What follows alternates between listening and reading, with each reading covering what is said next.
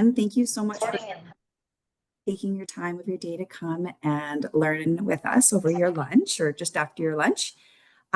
Before we get started, I just wanted to share some housekeeping things. We will be recording this, like Maureen mentioned. So if you want to kind of listen back, you maybe missed something, or you just want to listen later on, they will be recorded, usually posted within a couple days after. So you can hop on to our YouTube channel and take a listen or look at past webinars that we have put on. Also note though, because this is recorded, if you do not want your face shown on the recording, you can go ahead and turn your screen off. For the majority of the talk, you will see the presentation, but at the end during the question and answer period, if you are talking, your face will show up. So if you do not want that, turn your camera off. After the presentation, when we will answer questions, you can either raise your hand at the end or you can pop it into the chat and I will read them out for Kira to answer. So there'll be lots of times for question and answers. So without further ado, I would love to introduce to you Kira.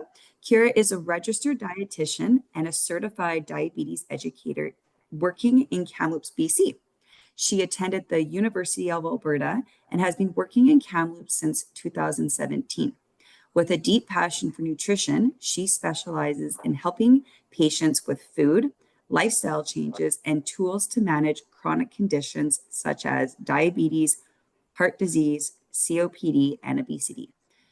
Kira is committed to providing evidence-based nutrition care that supports long-term health. Outside of work, she enjoys skiing with her husband and their miniature Australian Shepherd, Zoa. Did I say that right? Zoa. Oh. So without further ado, I'd love to give the floor over to Kira so she can tell us everything we need to know about nutrition. Amazing. Thank you. All right. I'm just going to go ahead and share my screen. So hopefully this looks good. And we'll start the presentation. All right. Does that look good for everyone? We can all see it? Okay, fantastic. I'm seeing some nods. Yeah, so kind of the goal today is to chat all about nutrition and COPD.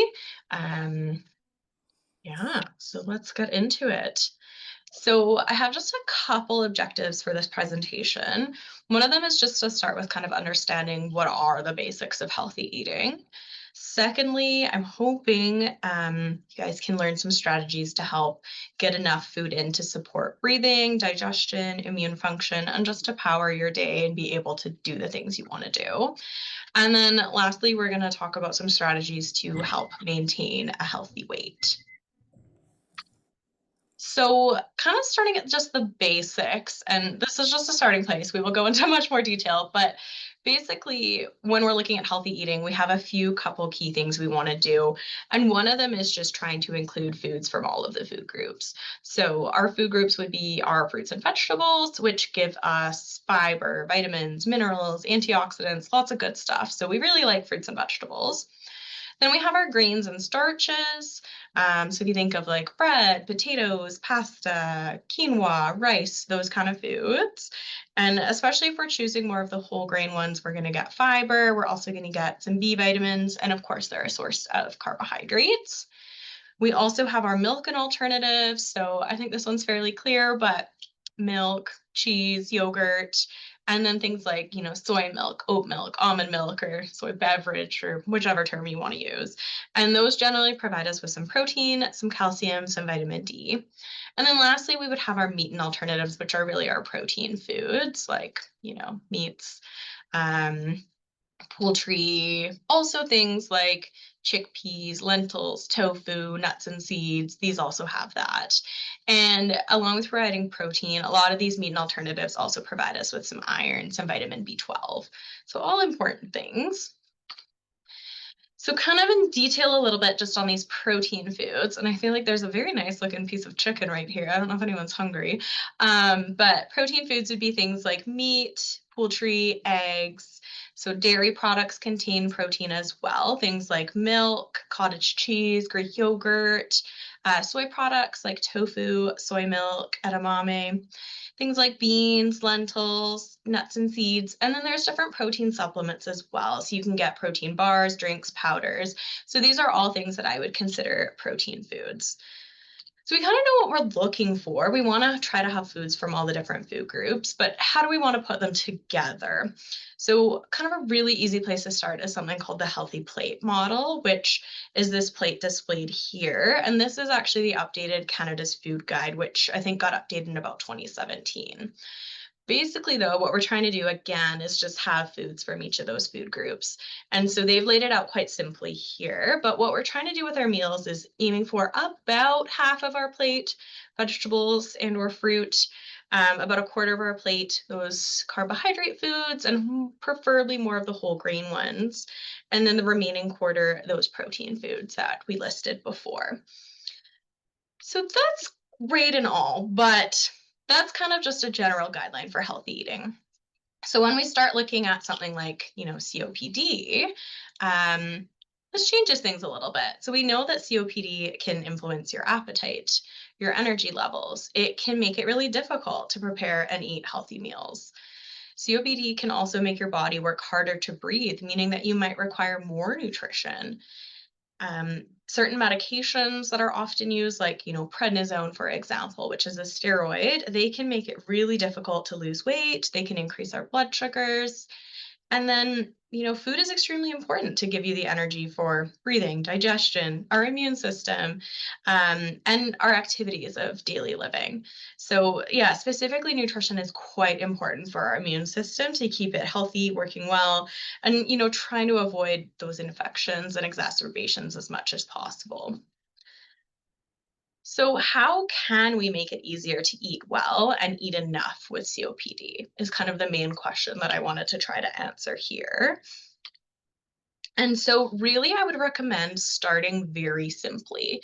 I think oftentimes when we look at nutrition nowadays, we're really overcomplicating things. Like, we don't necessarily need to go and count calories or add up how many grams of protein we're eating a day or anything like that. I just want to start really simply and look at food. So, when you're having a meal, try to include three of the food groups in there. If you're having a snack, try to include two of them.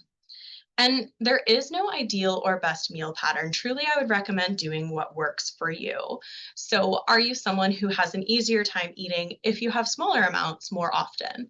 Are you someone who does better eating larger meals less often? And there's really no answer to what is right. The answer to what is right is what is going to work for you. So, taking into account kind of your situation, how you feel, that is the right answer here. So a few other points would be, if you are feeling okay or feeling, pretty good when you are cooking, try to cook quite a bit at once. Prepare larger amounts of food when you're feeling better so that you have that available for when you're not feeling so good. And it's totally okay to use some of these more convenient style foods. So, some I think of would be like those pre-chopped vegetables, the bagged salads. Those can absolutely be really healthy things. So if it makes it easier for you to eat those, to have them in that form, please go for it. I often like rely on those bag salads for lunch because, life is busy, but you still want to try to get some of the food in that we need. As well, the frozen canned vegetables are just as healthy as fresh, so do feel free to rely on these as well.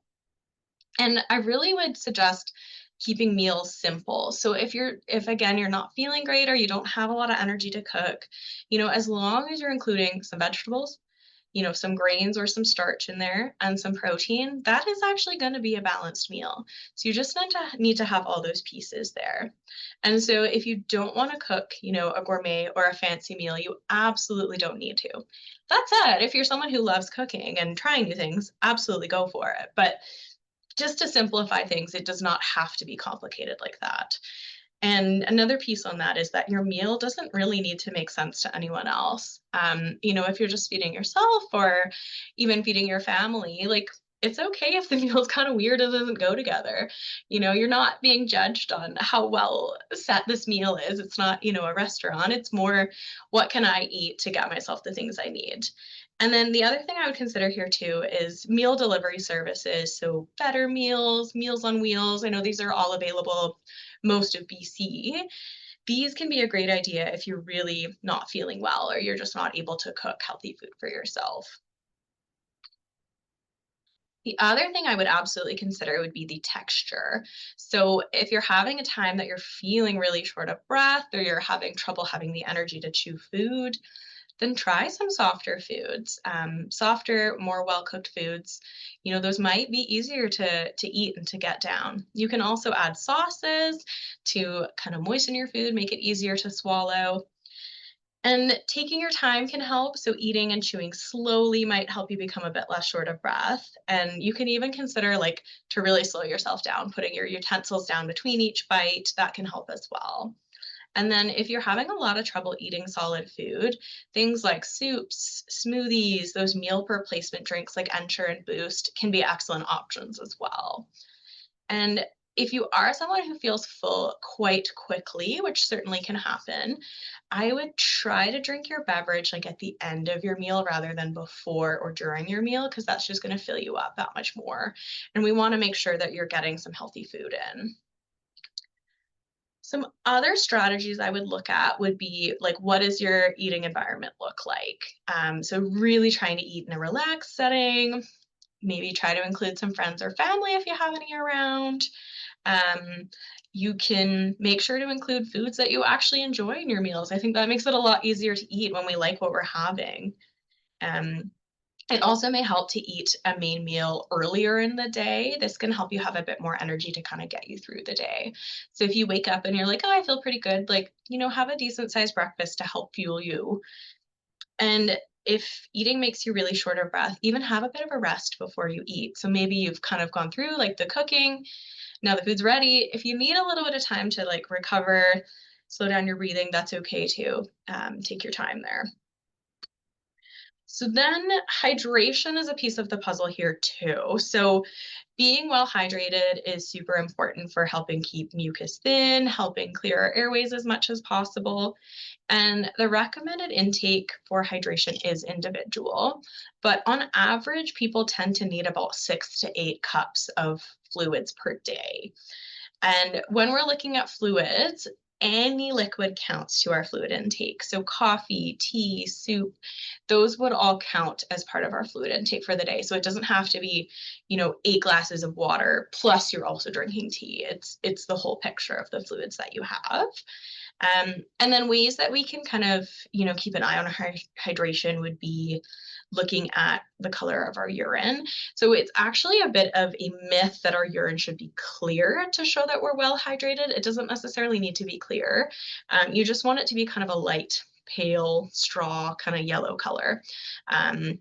If it's clear, you're probably quite well hydrated, but it doesn't have to be clear to show that you're hydrated.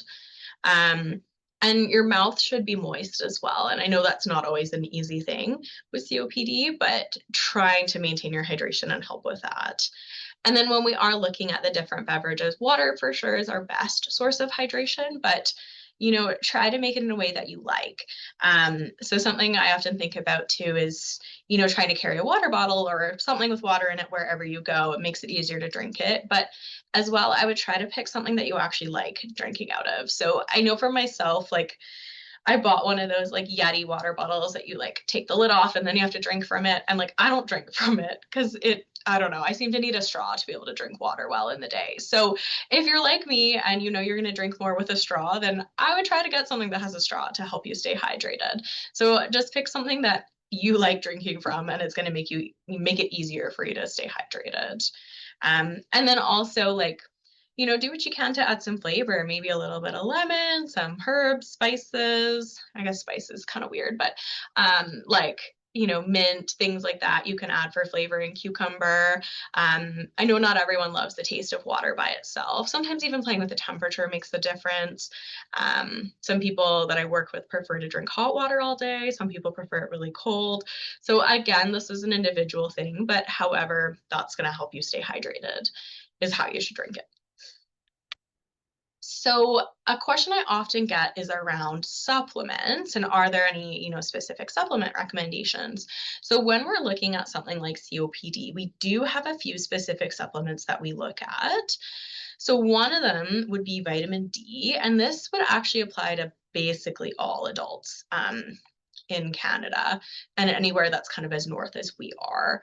So if you're under 70 years of age, the recommendation is at least 600 IU. So IU is international units per day. And then if you're over 70 years of age, the recommendation is 800 international units per day.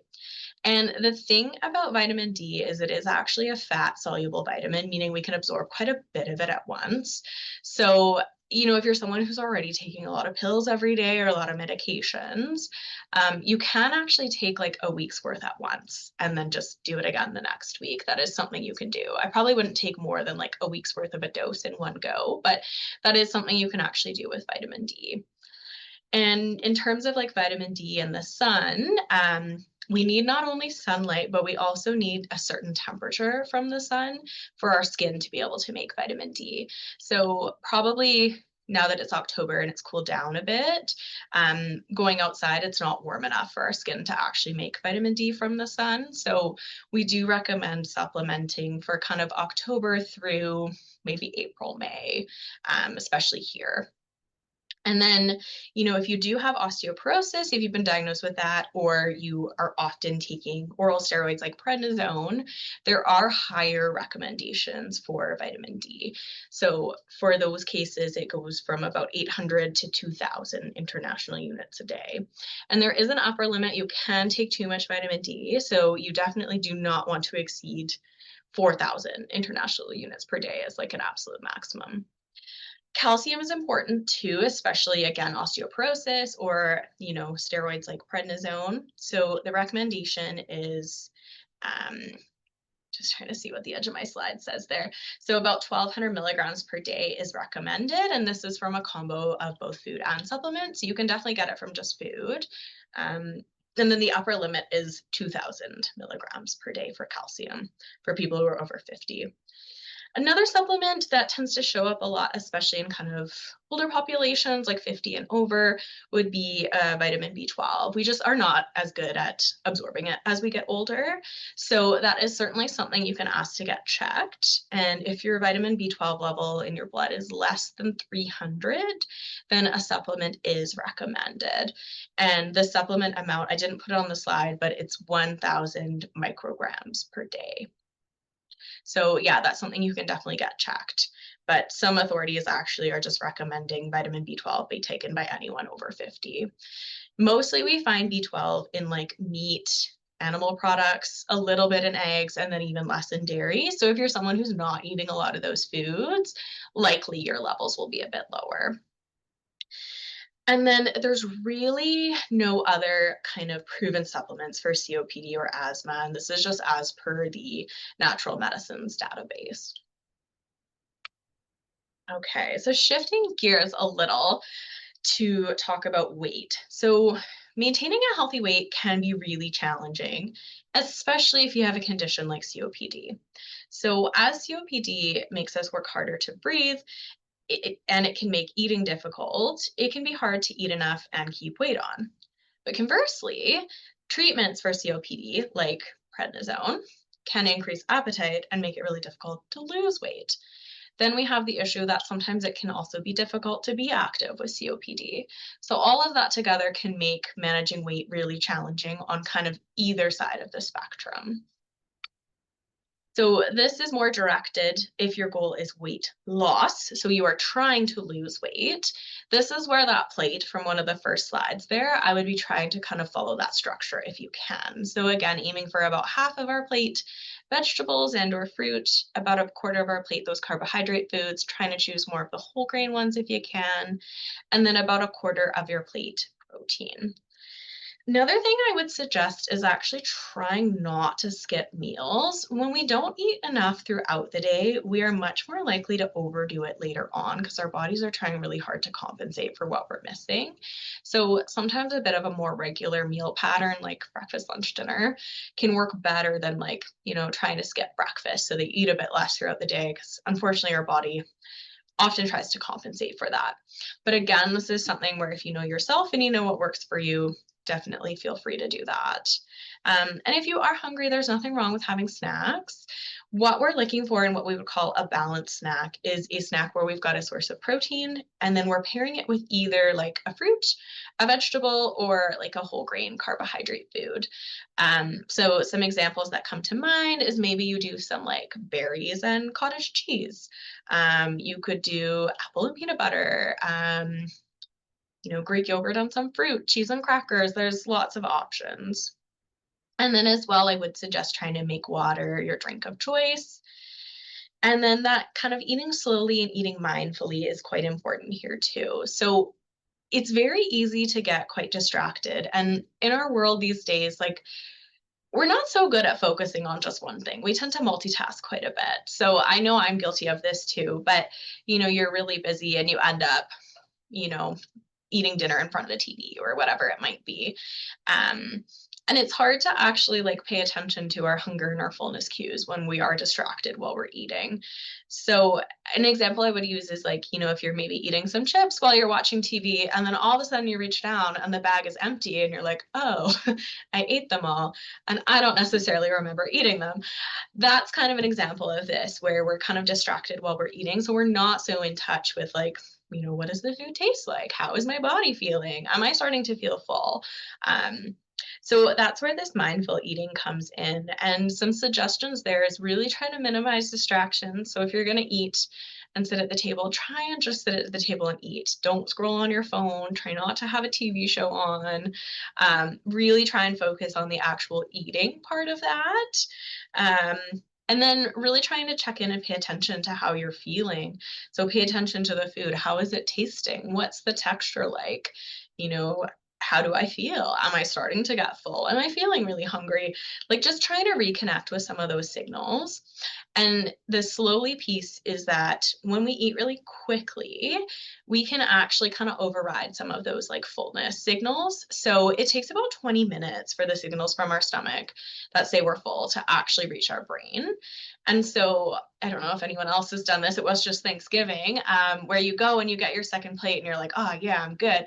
And then you eat some more and you're like, oh, I'm so full. That's where we've kind of eaten too fast and we're overriding some of that. So, if you're thinking, oh, I might need more food, I would encourage you to just like take your time, give yourself a minute, see if you're truly hungry. If you are, that's fine. You can go grab some more. But rather than kind of getting up, filling your plate, eating some more, it's always a good idea to just kind of take your time, wait and see. And then the other thing that can help in terms of weight management is just trying to be active every day, however that might look for you, but just trying to include movement as much as possible and as tolerated for sure. So on the other side of the equation, if you're trying to gain weight, this is where perhaps rather than that, trying to fill half of your plate with vegetables, maybe you try to fill a bit less of it with vegetables and you're trying to fill your plate with a bit more of the protein and perhaps a bit more of the grains and starches. You would definitely want to try to include about 3 meals daily if you can, and snacks if you need them. Certainly, you would want to try to include a protein source every time that you eat. And this is where you can even consider adding in some calories in your drinks. So, rather than always making water that drink of choice, perhaps you drink some milk if that's something that you like. Milk is a great way to add some protein in. A cup of milk has about 8 grams of protein, which is actually pretty substantial. And then we also have the options of those, protein drinks and then those oral nutrition supplements like an Ensure or a Boost. Those can be really easy ways to get some calories, get some protein in. And then you can also look at choosing like higher fat options. So, instead of like skim milk, for example, you could do a 2% or a homo milk. Those are ways that you can just add a bit of calories without kind of having to add a lot more volume. Because when you're, having trouble eating enough to maintain your weight, we want to try to make every bite count as much as possible. And then same thing, I would still recommend, continuing to be active as tolerated. We do want to maintain, our muscles, our strength and mobility as much as we can, but you probably don't want to try to like overdo it and, go do a marathon or something if you're trying to keep weight on. So just some key points, because I know we've covered a bit here, but I would, regardless of your goals, whether maintaining weight, losing weight, gaining weight, I would still try to eat foods that you like and enjoy. It's absolutely possible to have a healthy diet and still enjoy the food that you're eating. And I will say too, if you don't like something, you do not need to eat it. Like if someone says, like kale is super good for you, it's something you should eat, but you hate kale, don't force yourself to eat it. There are so many fruits and vegetables and healthy things for us out there that if you're not liking something, you do not have to have it. And with this, we're aiming for progress, not perfection. We know that change can be really difficult. All of us have been eating our whole lives. It's something that they're habits that we've built over the long term. So, in terms of change, because we have kind of covered a lot of different points here, I would just start with one thing. So if there was something from the list that you're like, yeah, I want to try that. That sounds like that would be the easiest thing for me to change. I would probably start there. If you feel like jumping in and doing a bunch of things at once, you absolutely can, but that's not always the most successful way to change our habits, especially in the long run. So, give yourself some grace, choose one thing, build on it. Yeah, work on kind of doing that. And then we just want to try to make healthy choices most of the time. So the way I kind of look at it is that, about 80% of the time we're trying to choose healthy nutrition foods, but 20% of the time we have a bit of room. So again, Thanksgiving is an example. I don't think most of us eat pumpkin pie on a super regular basis, but it's okay to indulge in that once in a while. That's not a problem. Like research really shows it's what we do the majority of the time that has the biggest impact on our health. So please don't feel bad if it's, a birthday, a special occasion, something like that. A lot of our holidays revolve around food. So, it's absolutely okay to take part. You just want to try to make those healthy choices most of the time. So yeah, that kind of wraps up all I had on my presentation for today, which leaves us lots of time for questions if anyone has any. Thank you so much. That was so informative.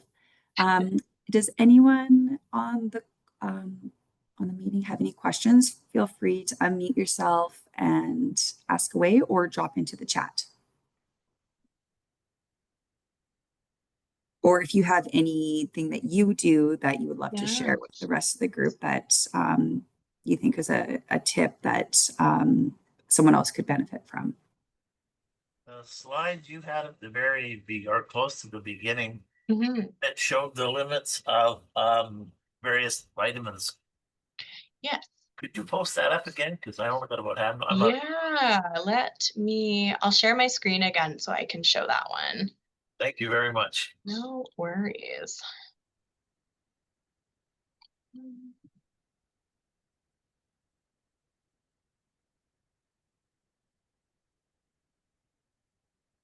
Okay, that should be it there. Yeah, and this is more specifically looking at mostly calcium and vitamin D, but B12 is on there as well. Cool. But yeah, for almost like really all Canadians based on where we live, vitamin D is certainly a good thing to be taking kind of through more of the wintry months. So there was a question in the chat box that says, do you know ways to reduce mucus in throat and lungs? What I mean is what foods can help with that? Ooh, that's a tough one that I'm not sure there is a specific answer for. But definitely being well hydrated is really helpful so that your mucus isn't so thick, so it's a little easier to clear. But in terms of food, I'm not sure that there are any specific foods. I know there was kind of that, I don't know if it's an old wives' tale, but where people were saying like, don't have dairy, that can increase secretions. Research hasn't really backed that up. Some individuals may find that having more dairy gives them a bit more secretions, but for the most part, any studies out there didn't really show that. So in terms of like ways that food can help, I'm not sure that there are very many, but this is where the hydration would be super important. And then if you happen to know, I eat this specific thing and I feel a lot worse, then I would probably steer clear of that. But there aren't any kind of general recommendations, I'm afraid. Yeah, I don't think I know of any that actually reduces mucus. The only thing I can think of is maybe there's some stuff that can help with reducing inflammation, which can help like with the inflammation squeezes the inside of our lungs, which can cause what would feel like more mucus, but it wouldn't actually like reduce mucus production, but Yeah, not staying, directly. staying well hydrated or having like brothy soups or like, Yeah. bone broth could help with like, but that's all keeping yourself hydrated. But I've never heard anything that would say like reduce mucus. Yeah.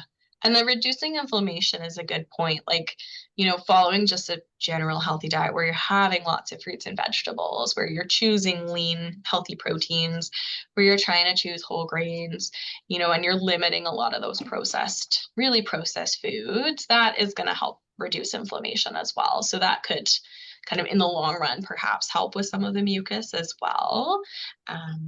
So that would be another kind of suggestion there. And she also just wanted to mention that warm water can be a good tip for people for helping. And I do agree. Yes, warm water, Yeah, anything that helps hydration is going to really help keep that mucus less thick. absolutely. Yeah. Any other questions or comments or suggestions for people online? Kara, I just like to say that I've struggled with weight all my life, and all these tips, like lots of them, of course, we've learned over the years, but this is a very informative and it's very easy to follow. And I think it's pretty much bang on for it to work for people. The biggest thing, Good. of course, is following it. Yeah, I hear ya. And I like that that you say like you don't have to do this, but everyone's individual and can do it, because when someone's on a diet, say, or for whatever reason, it kind of turns people away from the things that you could just healthy eating and just trying to yeah. stick with. Anyway, it's just very informative, and I really appreciate it. Thank you. Good. Well, thank you for the feedback too. Yeah, and I know what you mean. A lot of it is easier said than done. Absolutely. And that's where kind of with the behavior change piece, like I think a lot of us, we get really motivated and we want to like fully dive into trying these things, but then we make so many changes at once that it can be hard to maintain. Yeah. So that's where like when it comes to weight loss and managing weight, like slow and steady really is the answer. It tends to be the most successful, but I know that it's also not the most appealing because, a lot of us want to see changes quickly, and that's kind of not how that goes. Yeah. And like what you said about distraction is really, it kind of put me back, because it's very smart to just take a little bowl of something, chips or whatever, because you can be so distracted. I've been there where you saw the end of the bag and you're like, wondered oh no, what happened. So yeah, yes, so absolutely. it does those things. It just makes you rethink things. Yeah. So thank you, I appreciate that. You're welcome. We had a couple more comments in the chat box. Irene wanted to share that chopped kale is great to add to soups. She likes to make it with black beans, celery, carrots, onions, diced tomatoes. And I always substitute noodles for tortellini or lentils. So that's a great suggestion to bring forward all the options. And I mean, it definitely is soup season. So that's an excellent idea. And yeah, like the black beans, lentils, they're such an easy protein source to add to soups, and they're cheap, and they're cheap, they're easy to prepare, they generally taste pretty good. So I think that's a great idea. And I also like the comment that a good soup is a really good thing. I completely agree. Yes, I agree. One thing I really wanted to share, because like you mentioned that it is soup season. It's that cozy time of the year. One real great option, you can find these at almost all of your superstores, your grocery stores, usually down with that like health food aisle, but you can get these bone broths that are pre-made, that you just add hot water, and some of them actually have quite a bit of protein in them. So this one, just for one package, has 10 grams of protein in them. And this one's actually really great flavor. It's lemon ginger. I'm just trying to make it so that you actually can see it. I can pop in the chat, but they're low in calories, 60 calories for one package with 10 grams of protein. And sometimes you just want something cozy to sip on, and you're getting some protein in there. Yeah, that's a great idea. Kara, I have learned that the nose washes work really well. and they clean out my sinuses quite well and help the congestion in my chest. Hmm. And also nettle tea. You can Oh yeah. get it at the health food store, and it Ooh. cuts the mucus quite a bit. That's a good idea. Yeah. Yeah, definitely. I just want to say great presentation. I really enjoyed it. You really make food sound comfortable instead of a fear. But Yeah. I do have a question about the prednisone and relationship. Why is the prednisone, why does it add the extra weight to you? Like, what is that relationship there? Yeah. So prednisone itself is a steroid. So it basically it's a type of hormone that like builds things up. So just because of that, and because you can end up on quite high doses of it, you can be on it for a long time. And not only does it, want our body to build things and put on fat, essentially, it tends to also make us a lot more hungry. It raises our blood sugars quite a lot. Like I do a lot of work in diabetes, and I have some patients who sporadically end up on prednisone, and like we always have to crank their insulin doses when they're on it to help compensate. So it's just unfortunately the few kind of bits about it. It also tends to make us like really retain water while you're on it. So I wouldn't stress like too much if you're seeing your, scale numbers go up quite a bit.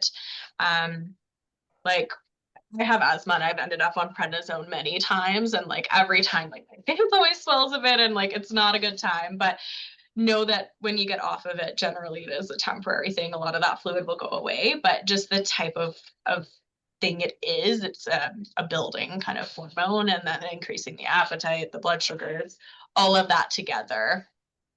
Okay, thanks. Another great tip from Irene. She mentioned that when you're making your soups, you can put chicken or bone broth in them as well, just for that added protein and collagen. Good idea. Do apologize. There's someone taping something outside of my office, so I hope there isn't like too bad background noise. Can't hear it. Is there any other questions or discussions from anyone? I just wanted to say, someone passed these on to me, these Mitchell Soup Company, and they've got all the ingredients for your soup. I don't know if anybody's seen them in the stores. But it's got like rice and pastas and it looks like barley and dried vegetables and everything in them, and you can get them for all different kinds. So for me, I hate chopping up everything for soups. I'm kind of lazy that way. But this I think will be easy to just put your broth or whatever, and if you want meats in it or whatever, and throw it in. My friend makes them all the time, and she's got one of those soup pot or those ninja pots or whatever they are called. Soup. The Instant Anyway, Pot? yeah. And she said like in 20 minutes she's got this beautiful soup. And she's brought it to us several times, and I'm like, oh my God, you make good soup. And this is what she uses all the time. And she said it's so fast and easy. And you can buy them at Ferrero's or any of the stores, I think. Yeah, Save-On carries them for sure. And yeah, Mitchell Soup Company they're called. And you can order them online too. Maybe it's cheaper, I don't know. Yeah, but yeah, I'm going to start trying those. And I think they might be based out of the Lower Mainland. I might be totally wrong on that one. It could be. I think they're like more of a local kind of thing, perhaps. Yeah, and they've got all the spices, everything you need in them, and just dump them in the pot. I mean, that's how can you get easier than that? And you've got all your vegetables and greens and whatever in there, right? Yeah, I love it. Yeah, that's a great idea. Whatever can take the load off and keep it simple so that you stick to it. I think that's great. Yeah. So anyway. Yeah. But I appreciate everything you guys are. These groups are good. Sometimes we just need a good reminder for things, right? Yeah. So that reminds me that next month we do have a talk on November 19th from 2 to 3 p.m. We will be talking about advocating for your health. It'll be our one last talk before the end of the year, and then we will have a whole new lineup of different talks for you for the new year. I'll give you guys one last chance if you have any other questions. Lots of thank yous from people in the chat box. So I want to say thank you, Kara, for coming and sharing your knowledge with us. Thank you so much for having me. And yes, if anyone has like any questions, feel free to ask. So yeah, we have a bit of time still. Mhm. Can you just tell me those dates again, the date again for the new upcoming? November 19th. There'll be a And- link that's sent out Okay. for registration. And then if you are on the Better Breathers Facebook page, we do put that also a bunch of reminders for signing up. Okay, thank you. Another question, how does one person contact you? I don't really do much work outside of what I'm doing with interior health here in Kamloops. But if you were interested in working one-on-one, like it is something I could kind of do here and there if someone wants to. So I can, Laverne, I can perhaps send you my email so you have it. And then just in terms of, yeah, so you're asking about are there nutritionists locally? So just a little clarification, I am a registered dietitian, which is a protected term. So it just means that I've gone to university for at least 5 years and passed a bunch of exams, whereas nutritionist is not a protected term. So just be careful, not to say there's anything wrong with someone who's a nutritionist, but it doesn't necessarily guarantee a certain level of education. But in terms of accessing a dietitian, if that's what you're looking for, I'm not sure where you're located, but definitely you can go through like Healthing BC 811, and there's a way to talk with a dietitian over the phone that way. And then otherwise, depending which health authority you're in, oftentimes there are programs where you can self-refer to see a dietitian through the health authority as well, and that should be at no cost to you. So those are options. And then there's, lots of dietitians who also work privately as well. Okay. And if anyone's in Kamloops, you can get referred to see me, but I don't know if anyone is. Can you move to trail? I do like skiing. Rosslyn wouldn't be so bad. You can always Enough. reach out to your local authority though to see if they Mhm. have a dietitian in your Yeah, area. absolutely. And I know a lot of the smaller communities, they may offer more, what's the word? Like Not in virtual? person, but more like maybe Mhm. through Zoom or something like that. Yeah. Yeah. Oh, thank you very much. I really appreciate that. That's really good. Awesome. All right. Actually, I have a question. Mhm. Did you mention that it's not a good idea, like I can't remember how you put it, about not taking the vitamin D all at once?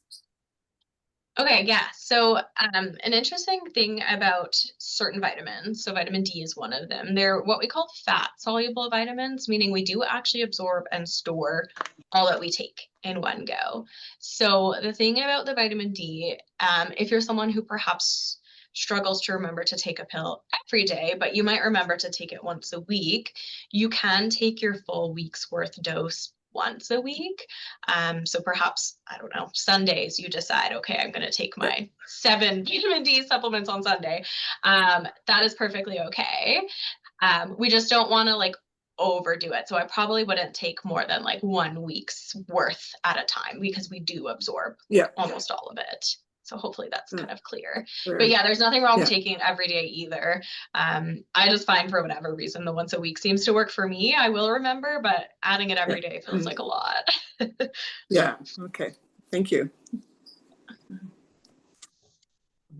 Irene mentioned, will this Zoom be recorded on BC Lung?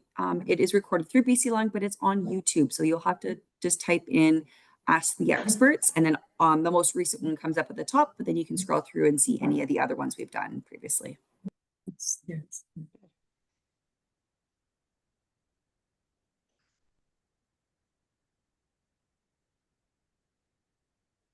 Well, if there's no more questions, we will say goodbye and see you again on November 19th. Again, thank you so much for coming and speaking with us today and teaching us everything that we need to know for keeping our bodies healthy, especially going into cold and flu season. Yeah, no worries. Thank you so much for having me, and thank you for all the great questions.